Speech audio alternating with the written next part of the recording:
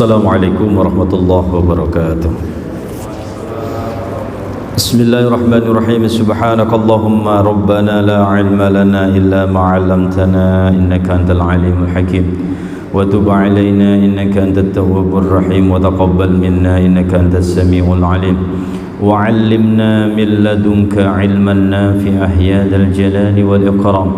Allahumma iftah lana 'ilmataka wansur 'alaina rahmataka ya dzal jalali wal ikram walhamdulillahi rabbil alamin. Bismillahirrahmanirrahim. Alhamdulillahi rabbil alamin. Assalatu wassalamu ala asrafil anbiya wal mursalin wa ala alihi wa sahbihi ajma'in. Amma ba'd. Qala Allah ta'ala fi kitabil karim, a'udzu billahi minasy syaithanir rajim. Bismillahirrahmanirrahim. وأنفقوا في سبيل الله ولا تلقوا بأيديكم إلى التهلكة وأحسنوا إن الله يحب المحسنين.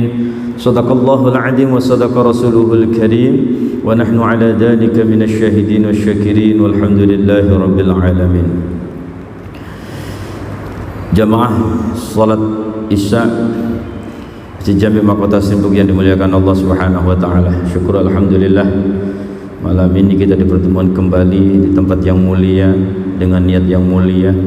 Mudah-mudahan malam ini yang kita amalkan, yang kita jalankan diterima Allah Subhanahu wa taala, dijadikan amal yang soleh, dijadikan amal sebagai penyebab datangnya ridha rahmat Allah dan terbukanya pintu-pintu surganya Allah Subhanahu wa taala buat kita, keluarga kita dan saudara-saudara kita semua. Amin ya rabbal alamin. Baik, minggu kemarin kita sampai bab solat ya, waktu tentang solat atau waktu solat fardu. Selanjutnya yaitu syarat wajibnya solat. Bismillahirrahmanirrahim. Qala musannifu rahimahullahu ta'ala wa nafa'ana bihi wa bi'allumi fid dharain amin. Faslun ay hadha fasl. Wa syaraitu wujubis shalah salasatu asya. Betul ya sampai situ ya? Syarat-syarat diwajibkannya untuk sholat itu ada 3, salah satu asya. Jadi ada syarat, ada rukun. Kalau syarat itu di luar pekerjaan, kalau rukun di dalam atau di suatu pekerjaan. Itu perbedaannya syarat dan syarat dengan rukun. Ini syarat wajib, nggak boleh enggak. Syarat wajib ya, yang harus dipenuhin. Dia ada 3. Salah satu asya. Yang pertama adalah Islam. Syarat pertama untuk bisa melakukan sholat adalah Islam. Orang non muslim ketika sholat ya tidak bisa, harus Islam dulu baru sholat. Percuma sholatnya kalau belum Islam. Maka rukun Islam syahadat dulu, untuk masuk Islam dulu, baru kedua sholat. Orang non muslim melakukan 1000 rakaat berapapun sholatnya nggak akan diterima karena belum Islam. Syarat itu harus Islam dulu. Nah, untuk masuk Islam mengucapkan 2 kalimat syahadat, asyhadu an la ilaha illallah, asyhadu anna muhammadar rasulullah.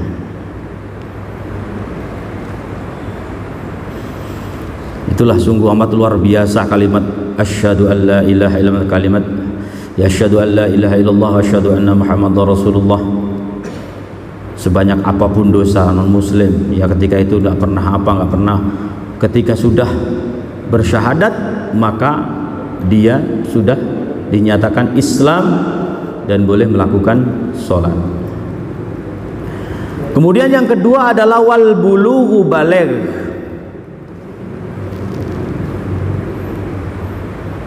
Baligh ya, ini baligh untuk kena kewajiban sholat, syaratnya harus baligh dulu. Kalau belum baligh belum kena kewajiban. Tapi nggak apa-apa melakukan sholat itu dalam rangka melatih ya, dalam rangka mendidik anak itu agar terbiasa.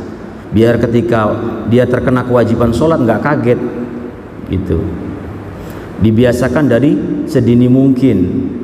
Belum balik juga diwajibkan, dan bahkan sholatnya juga disempurnakan, rukun syaratnya, gerakannya untuk dibenarkan ya. Ketika itu sudah masuk kewajiban, sudah mempunyai ketanggungan sholat, dia sholatnya udah sempurna, udah bagus gerakannya, bacaannya udah bagus, semuanya udah sempurna, wudhunya udah bagus, jadi sudah diterima sholatnya, gitu ya. Jadi salat pertama Islam, kemudian balik. Yang ketiga adalah wal aqlu, harus berakal. Ketika ada orang majnun, ada orang gila, maka tidak terkena kewajiban untuk melakukan sholat, ya. Dia tidak kena kewajiban, tidak hanya sholat, semua kewajiban dia terlepas dari semua kewajiban ketika orang itu akalnya bermasalah. Maka ada umurnya sudah 30 tahun tapi akalnya masih bermasalah, seperti autis umpamanya, itu kan masih kayak anak-anak gitu, walaupun umurnya sudah dewasa, dia berkena kewajiban karena akalnya otaknya bermasalah, ya. Tidak kena kewajiban, tapi tetap diajarkan untuk dalam rangka mendidik. Ketika nanti sudah sembuh, otaknya sudah sempurna, nah dia udah terbiasa. Ya. Jadi 3 hal ini, ya 3 syarat ini tidak boleh kurang satu pun untuk terkena kewajiban untuk melakukan sholat. Wa haddul taklif, itulah batas-batas mukallaf. Seorang mukallaf itu ya udah terkena kewajiban, semua kewajiban yang sudah diperintahkan oleh Allah harus dilakukan, dan semua larangan juga harus ditinggalkan. Yang mempunyai tanggungan, sudah terkena tanggungan perintah dari Allah Subhanahu wa taala dalam melaksanakan perintahnya dan meninggalkan segala larangan yang dilarang oleh Allah Subhanahu wa taala. Selanjutnya wassalawatul masnunatun khamsun. Salat yang disunnahkan itu khamsun 5. Ini 5 ini dalam pembagiannya, ya. Sebenarnya banyak salat sunnah itu, ya. Salat sunnah itu kan semua untuk menyempurnakan salat wajib kita. Ya, jadi sholat, makanya dikatakan sholat sunnah nafilah, sholat sunnah yang fungsinya untuk menyempurnakan sholat fardu kita. Ada sholat sunnah muaqqat, sholat sunnah du sababin mutaqaddimin, ada sholat sunnah du sababin mutaakhirin. Ya, ada sholat sunnah mutlak. Ada 4 pembagian sholat sunnah itu. Sholat sunnah muaqqat itu adalah sholat sunnah yang mempunyai waktu, ya, mempunyai waktu, kayak sholat duha, ya. Sholat duha itu punya waktu. Pokoknya sholat sunnah yang mempunyai waktu itu dinamakan sholat sunnah muaqqat, ya. Kemudian sholat sunnah du sababin mutaqaddimin, sholat sunnah yang disebabkan waktu yang masuk terlebih dahulu, ya.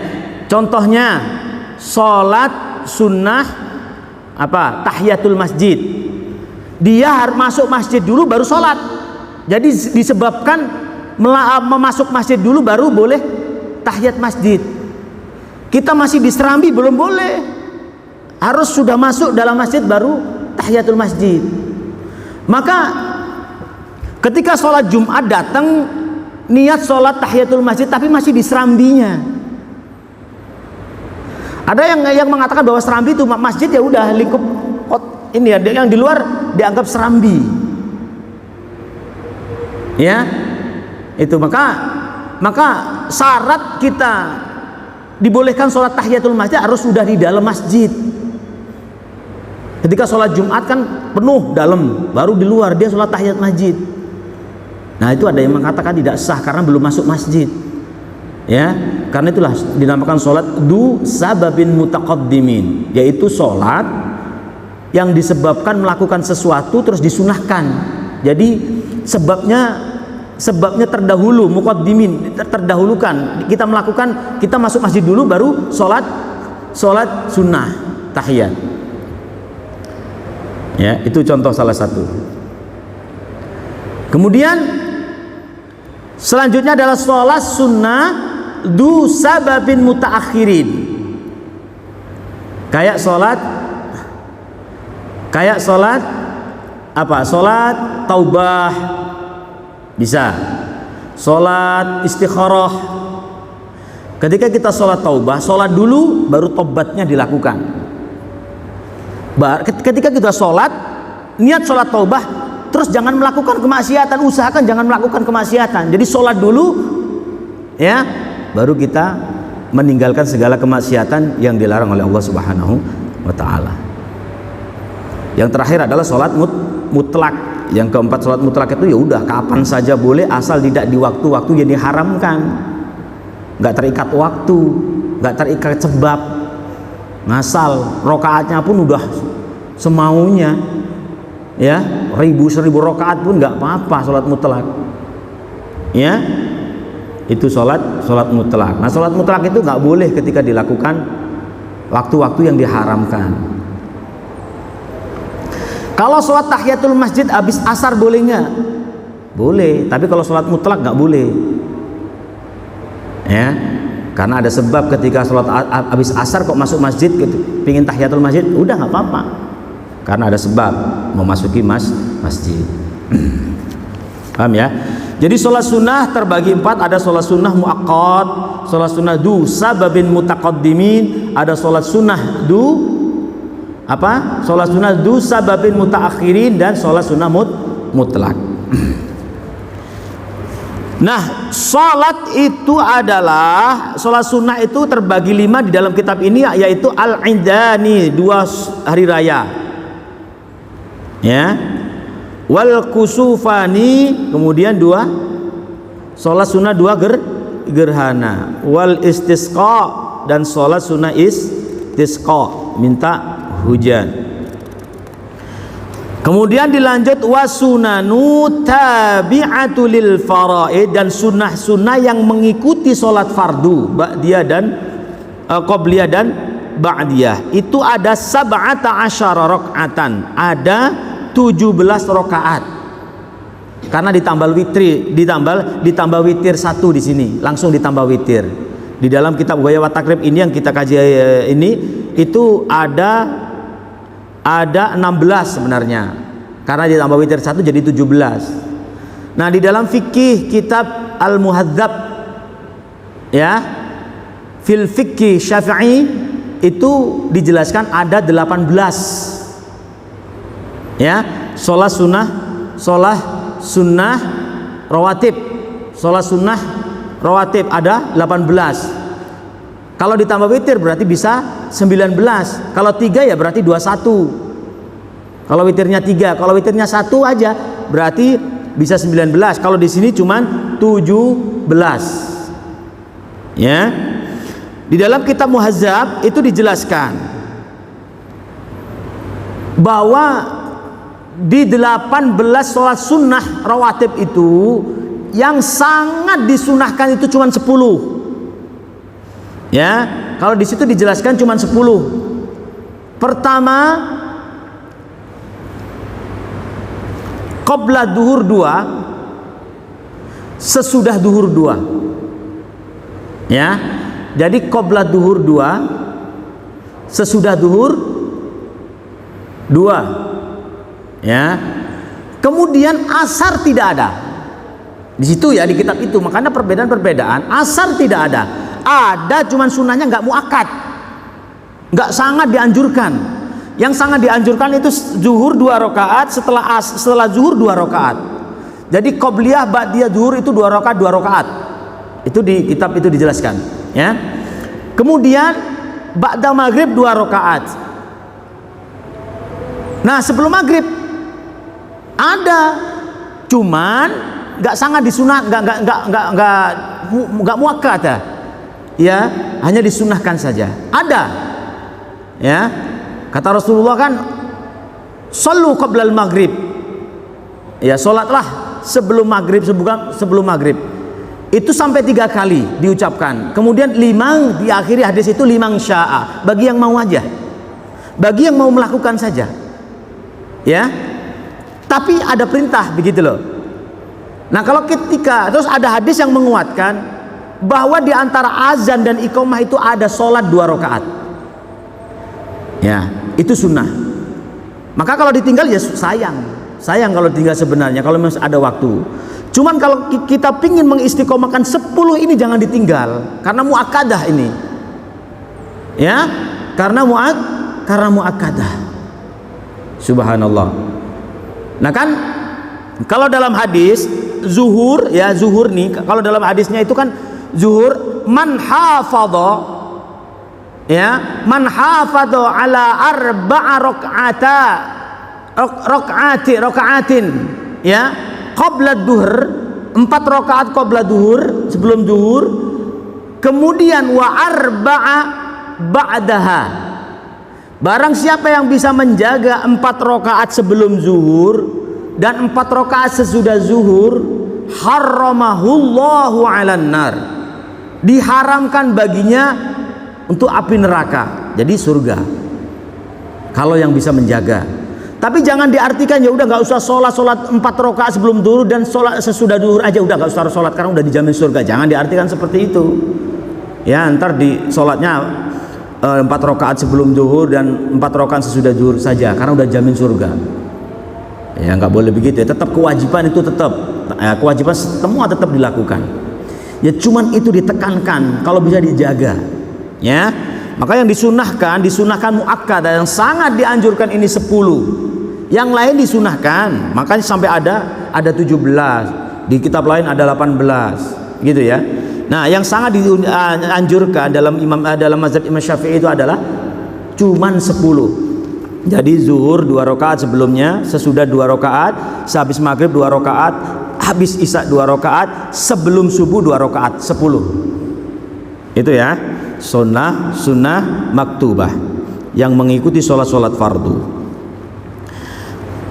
Baik, di sini dirincikan ya, 17 rakaatan itu rakaatal fajri, 2 rakaat sholat fajar, wa arba'a qabla duhur, 4 rakaat qabla duhur. Di sini kalau di kitab ini ya, jadi 2 rakaat sholat fajar yang mana pahalanya subhanallah, dunia beserta isinya kalah ya. Makanya kalau sudah bisa melakukan 2 rakaat sebelum fajar, sebelum subuh, sudah menjadi orang terkaya karena memiliki dunia beserta isinya, masih kalah.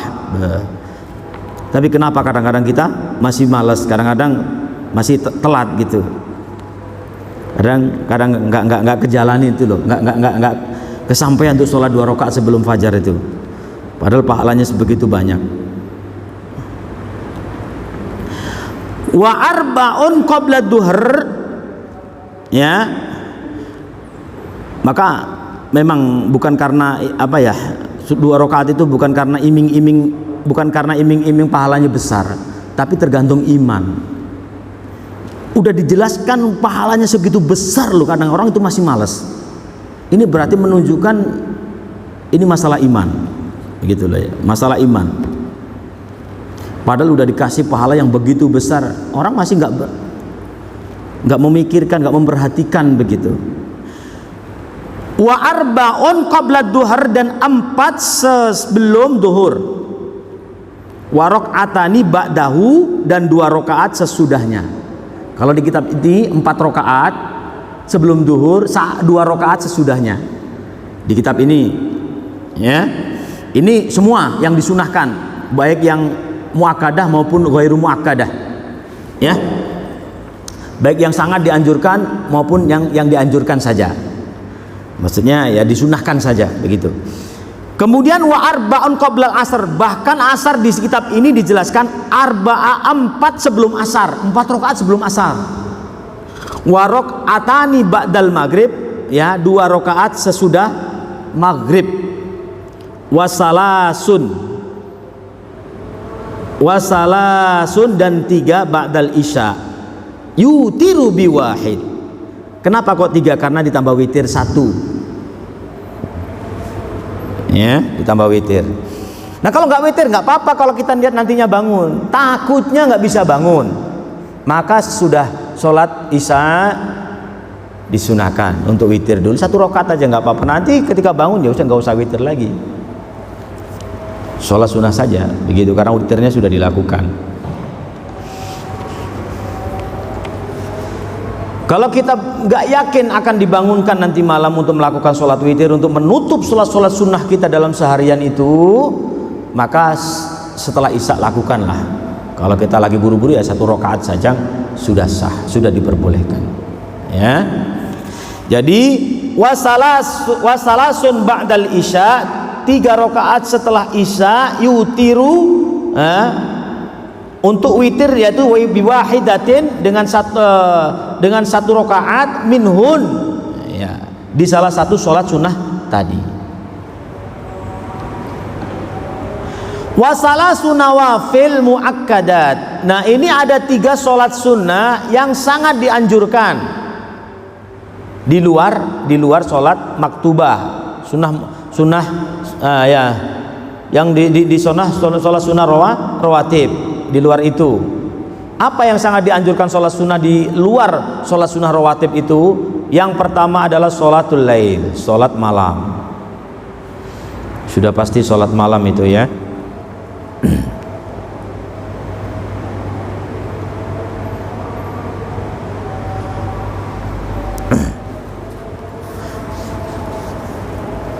Tadi dalam ayat itu kan dijelaskan sholat malam itu memang bisa merubah nasib seseorang. Wa minal laili fatahajjat nafilatan laka asa yab'atha rabbuka maqaman mahmuda. Di situ diawali dengan kata asa.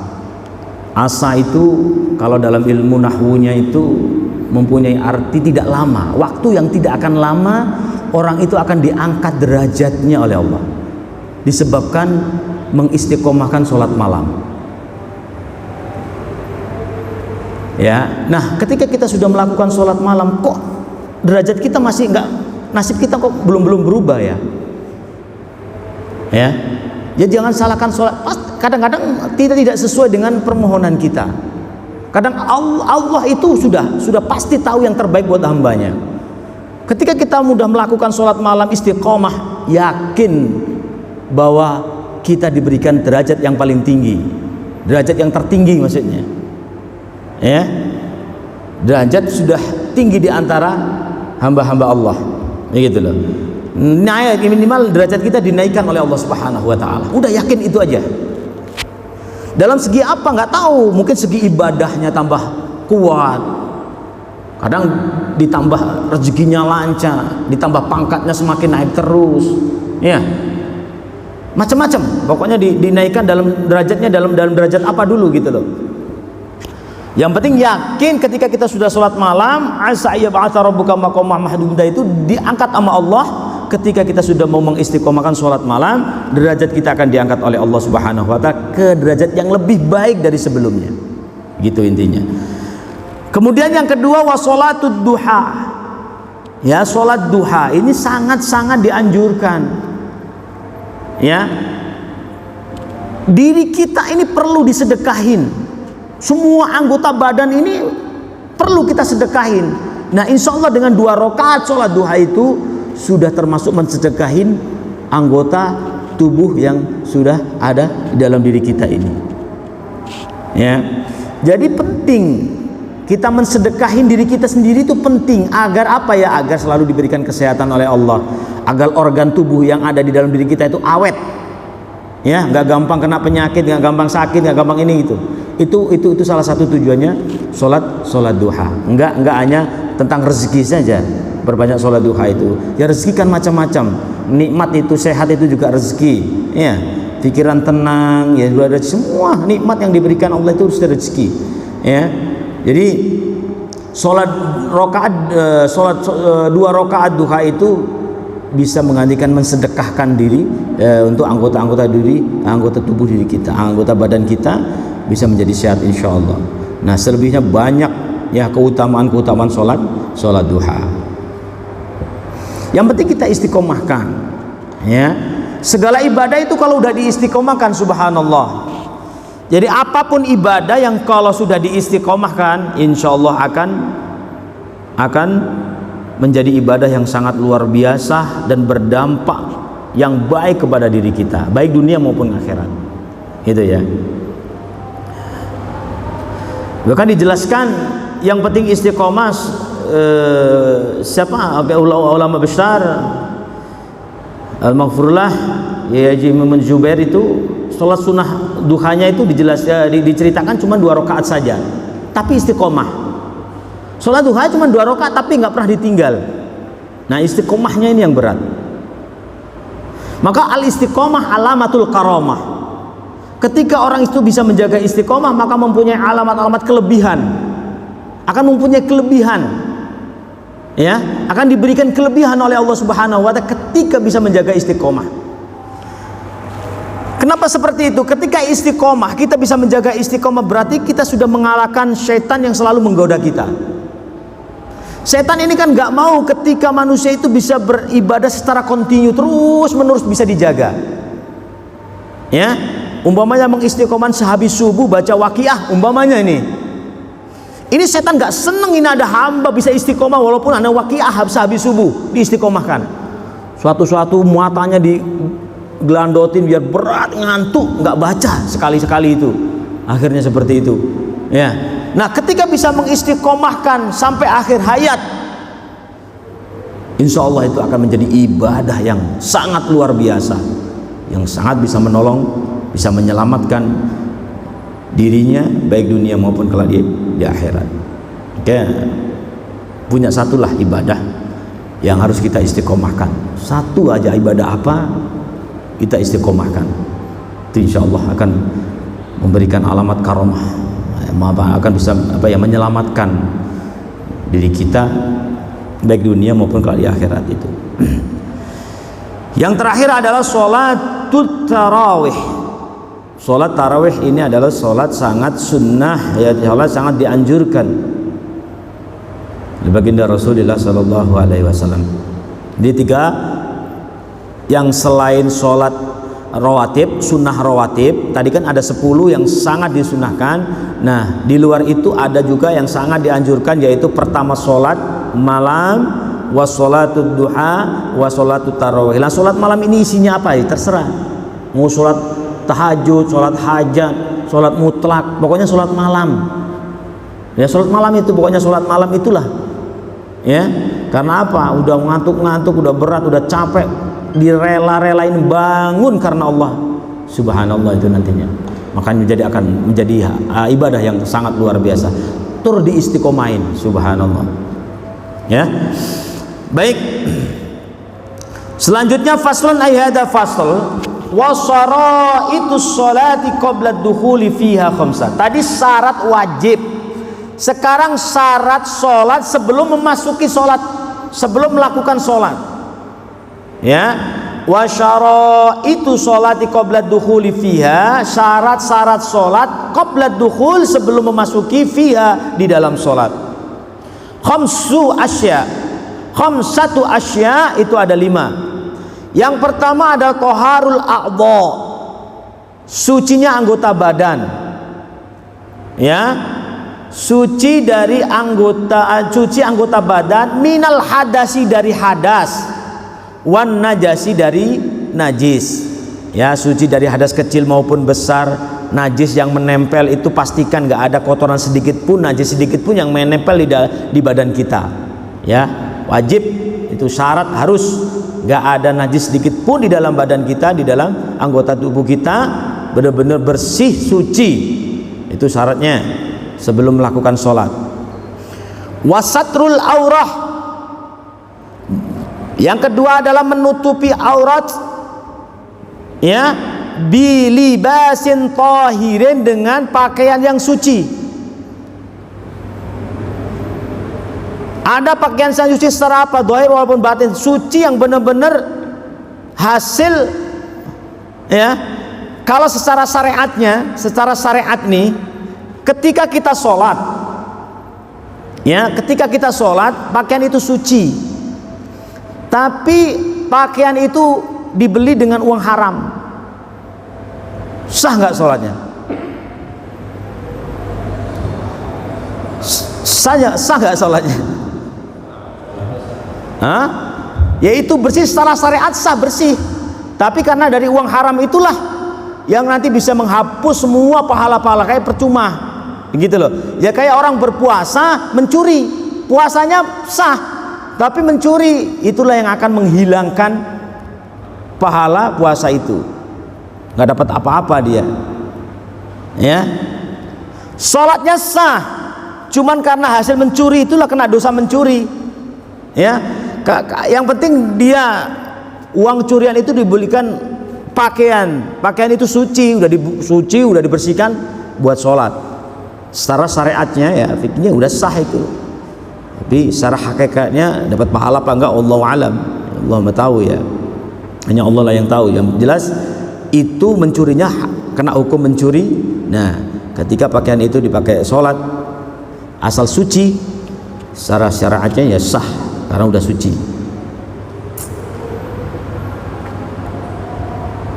Nah, terus ada masalah seperti ini biasanya di kalangan pesantren ini, tanpa harus izin dulu pinjam sarung terus pakai sholat. Nih yang sering dipertanyakan dalam kalangan pesantren itu hukumnya gimana? Nah ini kalau kita cari dalam kitab fikihnya mungkin agak susah kalau permasalahan seperti itu. Ya, ini pernah saya tanyakan langsung kepada salah satu guru saya. Ketika kita sudah terbiasa, ya, tanpa izin kita yakin bahwa biasa sudah pinjem, yakin akan dipinjemin, nah itu nggak apa-apa, dihukumin nggak apa-apa, boleh dipakai untuk sholat, ya, dipakai untuk sholat karena udah terbiasa pinjem. Nah pas waktu butuh yang punya nggak ada, kita mau izin nggak bisa, sholatnya sudah waktunya sudah semakin mau habis, umpamanya ya udah kita pakai aja, nanti aja izinnya. Itu karena udah terbiasa minjem boleh, ya udah dihukumin biasa boleh, gitu. Terkecuali kita nggak pernah pinjem, kan kita nggak tahu. Nah begitu. Kalau kita paksa dengan hasil curian itu gimana?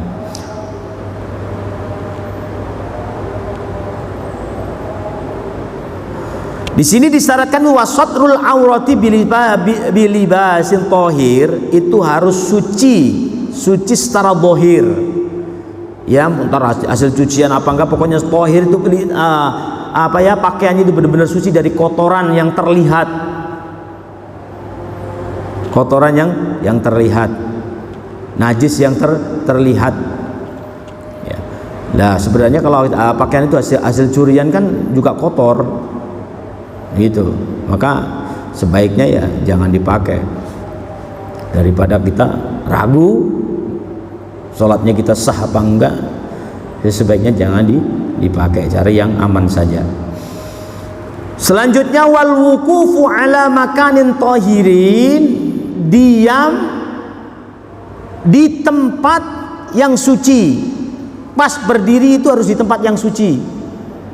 Nggak apa-apa samping kanan kiri kena najis, yang penting telapak kaki itu nempel di tempat suci, tempat sujudnya juga suci, buat tangan kita itu harus suci juga. Samping kanan kiri ada kotoran nggak apa-apa, yang penting pas kita buat sujud, buat naruh tangan, telapak kaki itu suci, ya.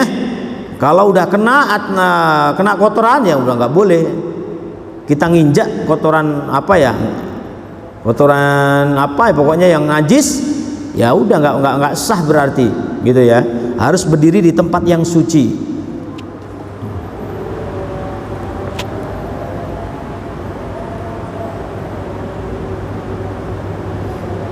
Permasalahan lagi, gimana kalau kita hukumnya sholat di tempat orang yang belum izin? Kita sholat di rumah orang belum izin sama pemiliknya, sah apa enggak? Nah, itu permasalahan lagi itu. Atau kita sholat di tanah mana yang tanah itu masih belum jelas,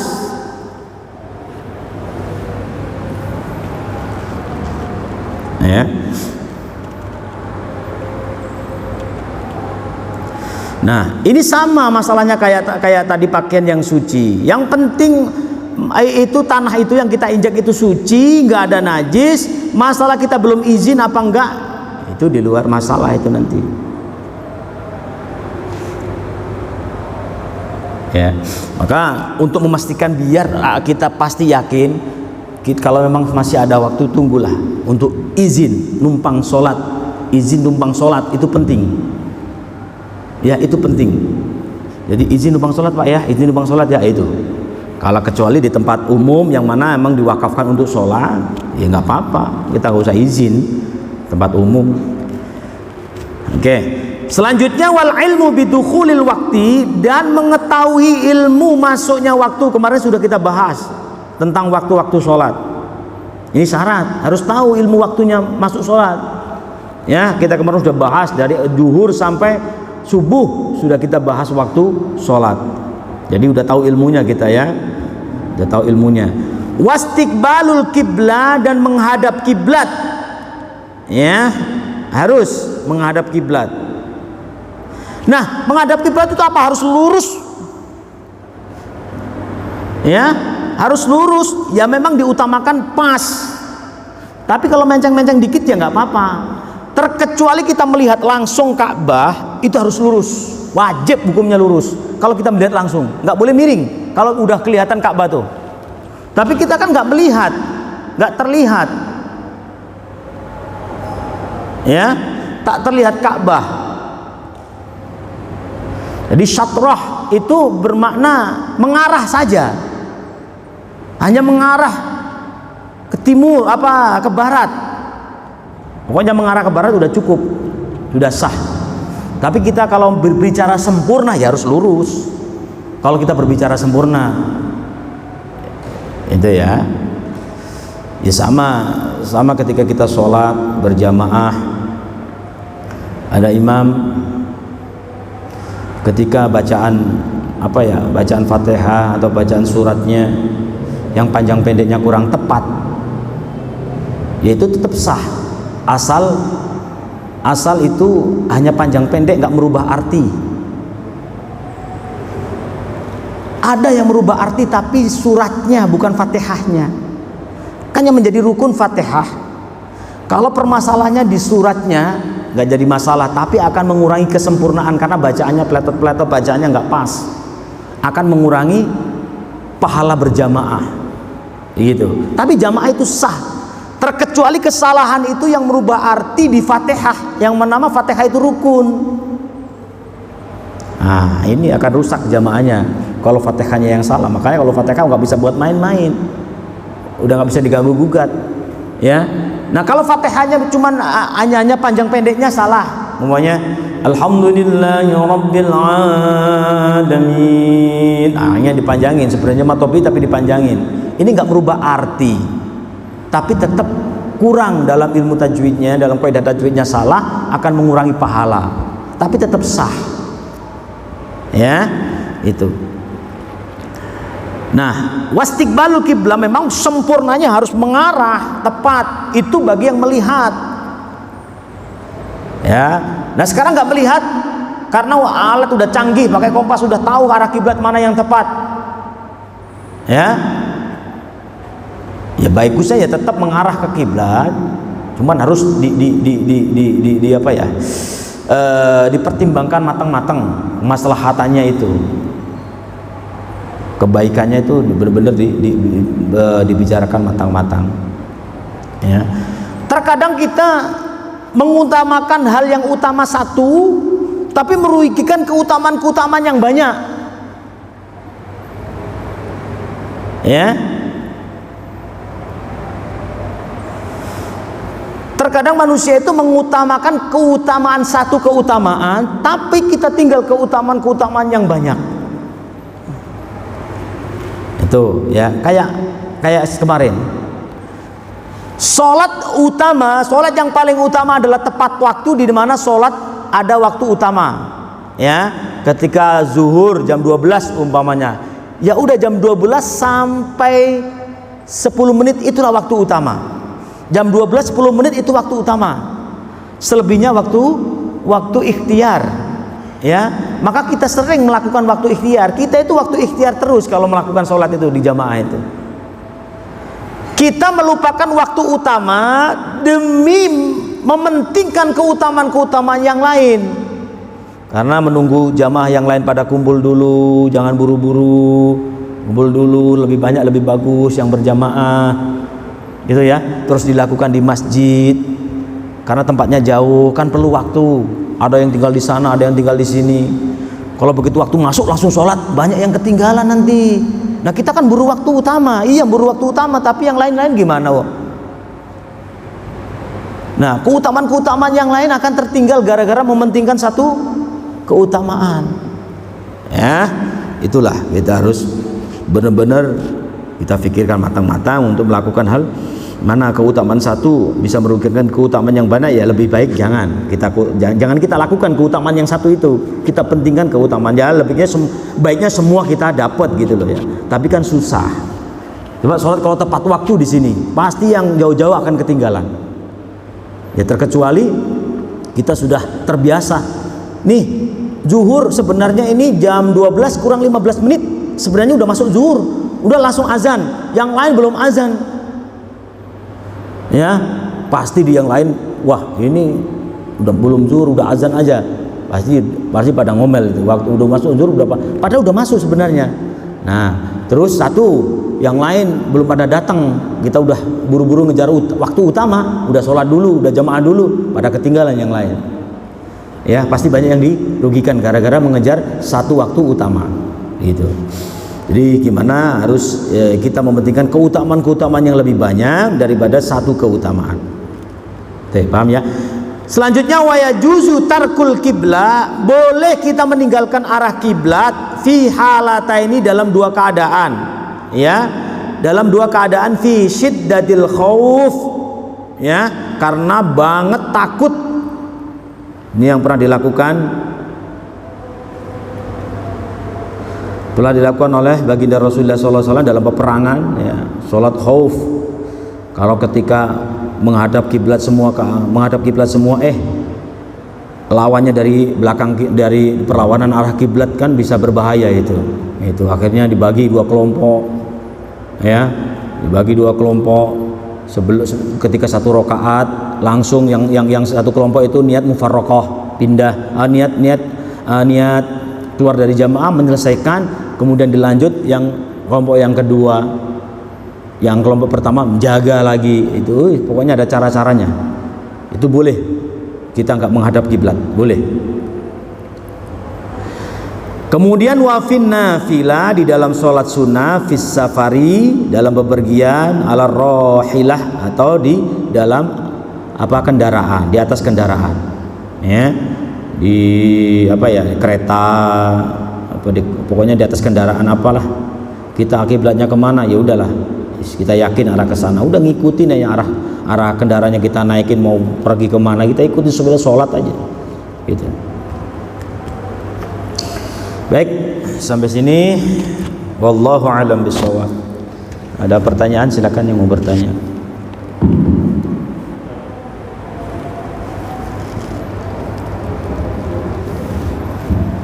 Assalamualaikum warahmatullahi wabarakatuh. Salam. Sekarang gimana seandainya kita mau sholat dari rumah, kita nggak berjalan, tidak ada kotoran, kita nggak tahu kita sholat jamaah. Pas saya sholat, kemudian kita melihat jika kita itu ada kotoran.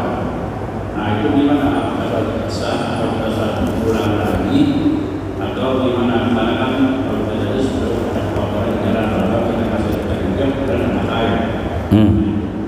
Kemudian yang kedua itu sholat rawatib, kan ada 10 kalau salah ada 10 jenis. Nah itu ada sholat satu asar, ada yang tidak ada baktianya asar. Nah itu tandanya gimana penjelasan yang rinci supaya kadang-kadang bermakna matahari atau menyebabkan matahari orang-orang tahu Ya.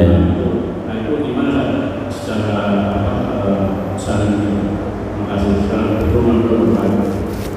Baik. Assalamualaikum warahmatullahi wabarakatuh. Ketika kita sholat, selesai sholat kita melihat ada najis, gitu ya. Ketika tidak selesai sholat, ketika ada najis di pakaian kita, Ya, berarti kan kita udah tahu berarti sholat kita udah tidak sah. Ya, kita diingatnya sudah tidak sah berarti. Kalau masih ada waktu, ya ada ngulang. Kalau masih ada waktu zuhur itu, umpamanya kita sholat zuhur, dah nggak durut nih. Ternyata di jam 2, ya jam 2 kita tahu bahwa sarung kita sobek gede banget, lubang. Mungkin yang udah ukuran itu membatalkan, itu terbukanya aurat, itu dengan ukuran itu, ya. Nah itu kalau masih ada waktu yang ada lagi, ngulang lagi karena masih ada waktu, ya. Itu harus ngulang. Nah kemudian tadi apa yang kedua?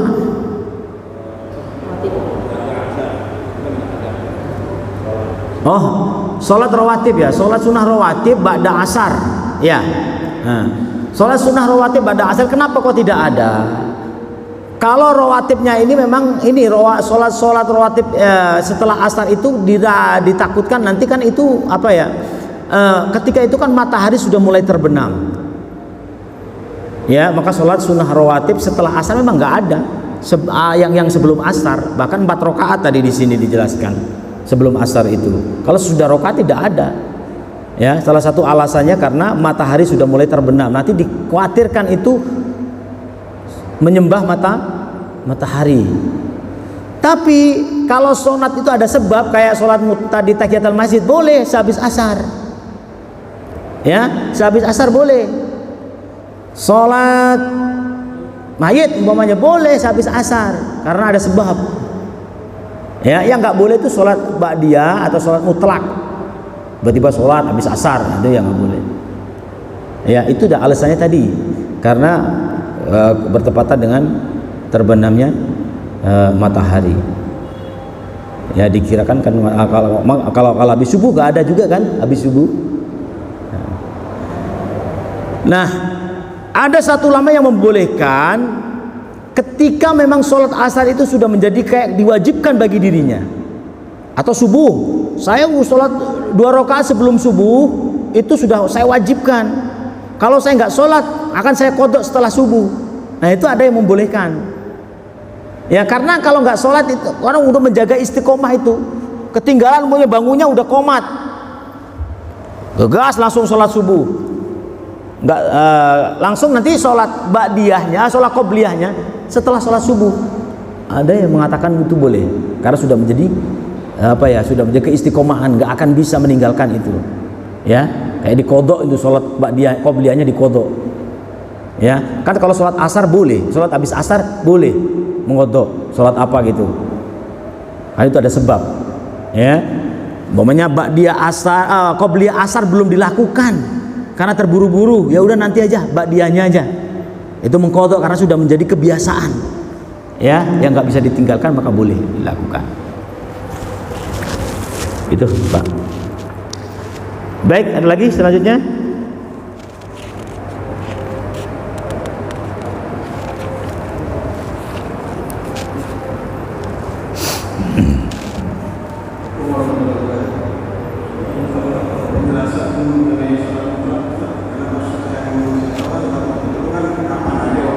Iya.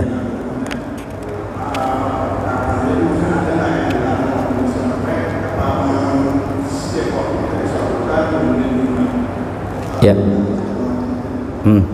Baik. Baik, sholat sunnah mutlak itu yang tidak dibolehkan untuk melakukan ketika waktu istiwa yang pas matahari di tengah-tengah itu nggak boleh. Maka sholat zuhur itu kan ketika matahari sudah lingsir, sudah turun, condong ke barat dikit, ya.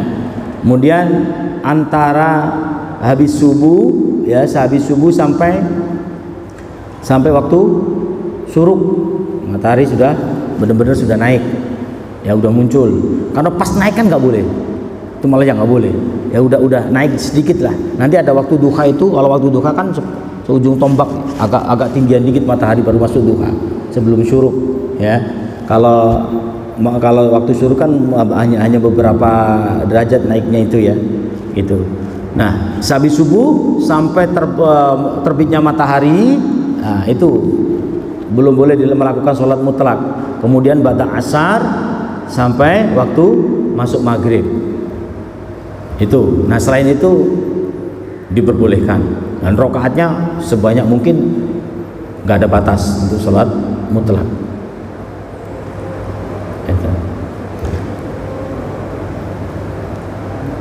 Baik, ada lagi satu lagi, cukup.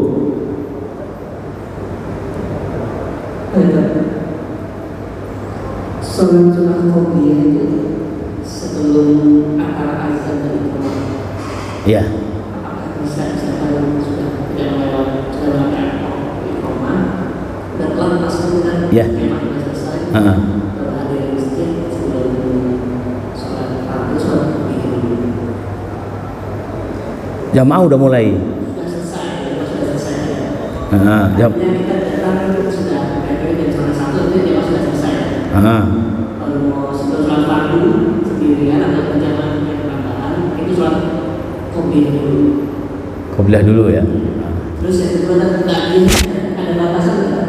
Setelah sholat fardu selesai, tadi itu berapa lama setelah sholat? Apakah bisa diselingi dengan zikir berapa lama atau baca berapa lama baru qobliyah tadi? Ya, bagus. Baik. Jadi kita di masjid mau melakukan sholat zuhur, jamaah masjid sudah selesai. Ya, ketika kita mau melakukan sholat zuhur, bolehkah sholat qobliyah dulu? Boleh, selagi waktunya masih panjang. Ya, selagi waktunya masih panjang boleh. Ya, jadi sholat ini dulu, ya, sholat qobliyah dulu, baru melakukan sholat zuhur. Ya. Cuman kalau sudah masuk waktu-waktu jaiz, waktu sudah mepet-mepet, nah itu jangan, ya. Khawatirkan kan nggak ada waktu. Kalau masih masuk waktu ikhtiar, itu masih diperbolehkan karena masih panjang, ya. Kemudian ketika sehabis sholat zuhur diselingi dengan zikir, nggak apa-apa, sebanyak mungkin zikir baru sholat ba'diyah. Yang penting jangan berbicara tentang duniawi dulu lah, jangan diselingi dengan duniawi dulu dah. Itu loh ya. Nah, kayak sholat syuruk itu isyraq itu kan ini apa? Nggak boleh ngomong apapun dikit, nggak boleh habis subuh itu. Dikit baca Quran, nah sampai ketemu waktu sholat sunnah isyraq itu. Jadi itu langsung sholat, nggak boleh diselingi dengan kegiatan-kegiatan apapun, apalagi kegiatan duniawi. Ngomong aja tentang duniawi udah nggak memenuhi syarat untuk melakukan sholat isyraq itu. Ya, itu. Jadi untuk sholat ba'diyah nggak apa-apa dikir lama, ya. Yang penting jangan sampai memasuki umpamanya maghrib nih, dikir lama. Udah mau isya baru ba'diyah. Nah itu jangan. Ya sewajar lah. Wah, selama apa zikirnya baru kita ba'diyah, lanjut zikir lagi. Terus gitu. Jadi masih boleh untuk melakukan sholat ba'diyah qobliyah selagi waktunya masih panjang, begitu loh. Selagi waktunya masih panjang. Baik, itu kita tutup. Mudah-mudahan apa yang kita bicarakan, apa yang kita amalkan pada malam hari ini, apa yang saya sampaikan pada hari ini bisa bermanfaat buat kita semuanya, bermanfaat dunia dan akhirat. Al-Fatihah. A'udzubillahi minasyaitonir rajim. Alhamdulillah rabbil alamin. Maliki yaumiddin. Iyyaka na'budu wa iyyaka nasta'in. Shiratal ladzina an'amta 'alaihim ghairil maghdubi 'alaihim waladdallin. Astaghfirullahaladzim, astaghfirullahaladzim, astaghfirullahaladzim. Bismillahirrahmanirrahim. Allahumma salli wa sallim ala sayyidina Muhammad wa ala ali sayyidina. Alhamdulillah rabbil alamin. Hamdan syakirin, hamdan na'imin, hamdan yuwafi ni'amahu wa yukafi'u mazida. Ya Rabbana wa lakal hamdu wa lakal syukru kama yanbaghi li jalali wajhikal karim wa 'azimi sultanik. Allahumma zidna ilman nafi'a wa rizqan halalan tayyiban wasi'a bi rahmatika ya arhamar rahimin. Allahumma rizqna al-istiqamah wa husnal khatimah. Allahumma ij'al akhira kalamina min ad-dunya ila ajalina qawla la ilaha illallah Muhammadur Rasulullah sallallahu alaihi wasallam.